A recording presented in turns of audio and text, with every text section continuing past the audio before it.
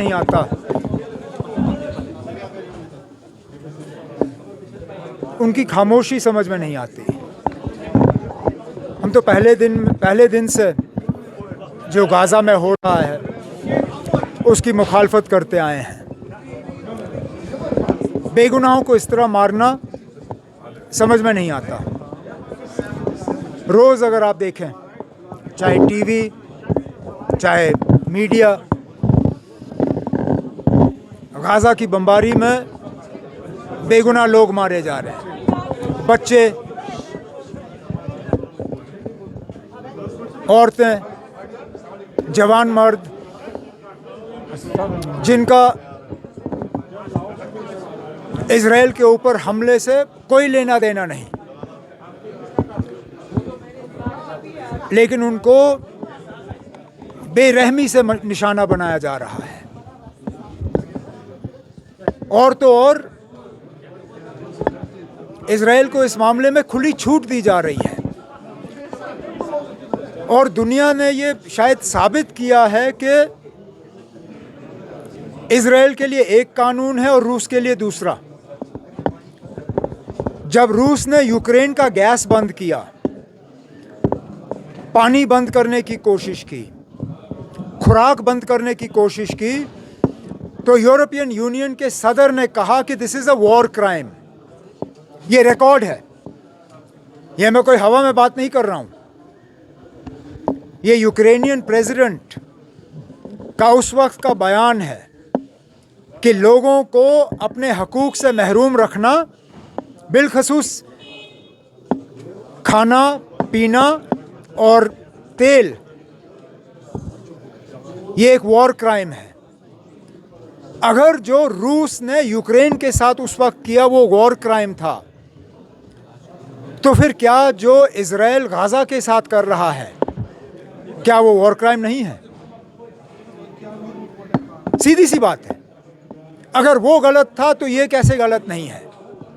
और अगर ये गलत था तो फिर जो रूस ने उस वक्त यूक्रेन के साथ किया वो गलत हो नहीं सकता। दोनों चीज़ें सही नहीं हो सकती। अब दुनिया को ये तय करना होगा कि क्या वो सही था या ये सही है। बस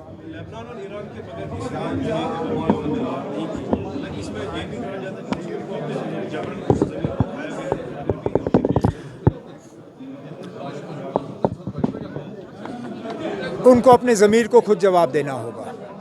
मैं इसमें कुछ नहीं कह सकता। और कुछ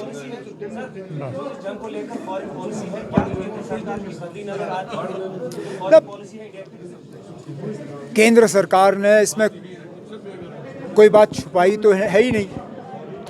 पहले दिन से उन्होंने इजराइल का साथ दिया।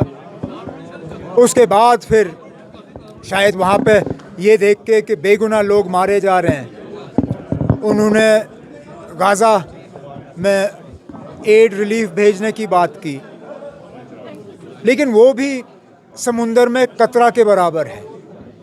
जहां रोज़ दिन के 100 ट्रक जाया करते थे, आज 20 ट्रकों को भी जाने की इजाज़त नहीं दी जा रही है। अब खुदारा मुझे ये बताइए ना, लाखों की आबादी 10 या 20 ट्रक से क्या करेंगे? बमबारी रुकनी चाहिए।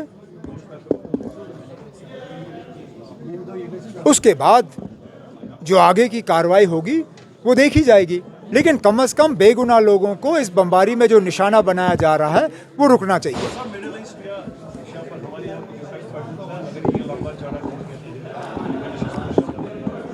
मुमकिन बात है। अगर ये बढ़ गया तो इसमें हम ज़रूर फंस जाएंगे। सिर्फ इसलिए कि आप देखिए इस मुल्क की कितनी आबादी वहाँ पे है, कितने लोग इस मुल्क से वहाँ काम करने जाते हैं। दुनिया में कोई और ऐसा मुल्क नहीं है जिसकी इतनी बड़ी आबादी वहाँ पे काम करने के लिए बसे हों। अगर ये जंग गाज़ा से बाहर इसका दायरा बढ़ गया, जाहिर सी बात है कि हमारे लोग इसके लपेट में आएंगे। इसीलिए तो हम कहते हैं कि बमबारी रुकनी चाहिए, ये जंग रुकना चाहिए और यूनाइटेड नेशंस और बाकी मुल्कों को इंसाफ देना होगा। ये अलग अलग कानून अलग अलग मुल्कों के लिए जो है ये हो नहीं सकता। सर यूनाइटेड नेशंस हम देख रहे हैं इस तरह के जो वाक़ात होते हैं उसमें अक्सर और बेशतर वो चुप ही साधते हैं, तो आपको लगता है इसमें ना यूनाइटेड नेशंस ने खामोशी तो नहीं की, लेकिन बदकिस्मती से उनकी बात को ज़्यादा तवज्जो दी नहीं जा रही है। लेकिन जहाँ तक मैंने देखा, यूनाइटेड नेशंस ने बीच बीच में इस पे बात की है और ह्यूमैनिटेरियन जो क्राइसिस वहाँ पे बना हुआ है उसको भी उसको लेके उन्होंने बात की है। लेकिन क्योंकि इज़राइल को अमेरिका, बरतानिया और इन बाकी मुल्कों से इतना सपोर्ट मिल रहा है, तो शायद यूनाइटेड नेशंस का असर जो है वो इतना नहीं है जितना हम चाह रहे थे कि होगा। पीपल्स डेमोक्रेटिक पार्टी किया गया जैसे एक बार, उसके बाद यहाँ पर पीडीपी ने प्रोटेस्ट किया, उनके एक लीडर्स को भी बंद किया गया है। How do you see this situation today? जहाँ तक जामा मस्जिद या मीरवाइज़ की बात है, अफसोस है 3 हफ्ते पहले, 4 हफ्ते पहले तो इतना शोशा करके आपने उनको छोड़ दिया था, ये कहते हुए कि अब हालात इतने ठीक है कि उनको बंद करने की ज़रूरत नहीं।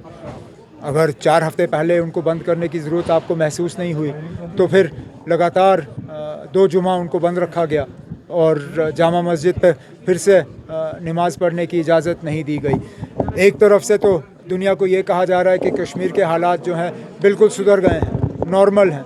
अगर नॉर्मल हैं तो जामा मस्जिद में नमाज की इजाज़त दे दीजिए जुमा को, और मीरवाइज़ साहब पे जो पाबंदियां हैं वो पाबंदियां